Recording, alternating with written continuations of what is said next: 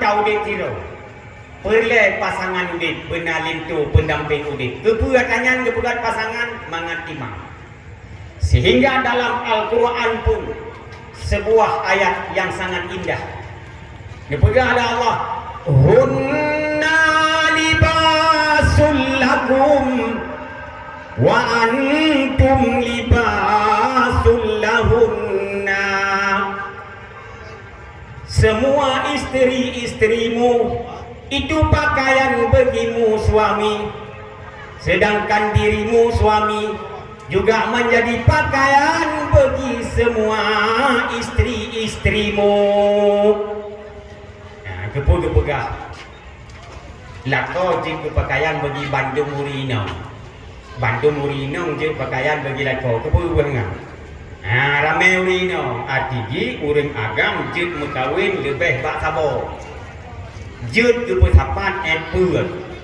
Oh, gini jok yang kelima wah lain. Ya, menang laju.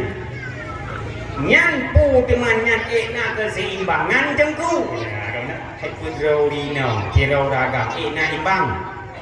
Memang imbang. Bu Allah Taala hana sayang ke kamu inong. Cukup sayang. Yo galong keun ayatnya jamun, urang gem kawin bebas.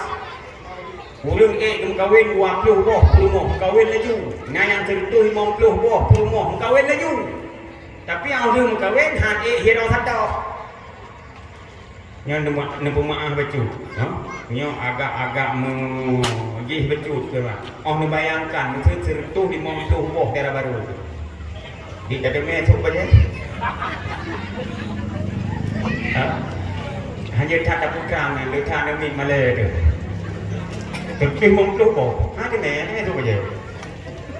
Ya, masanya jut boleh. Tapi karena laginya banyak wanita menjadi korban akibat disia-siakan oleh suaminya, maka ikutin aturan ya Allah Taala dibatasi sebut boh menyatakan apa. Ini menandakan Allah Ta'ala sayang takdirau. Ya, hati boh. Yang berlebihan bukan pasangan gunakan urang agam pakaian bagi urino jit ke pakaian bagi uraga. Tak kala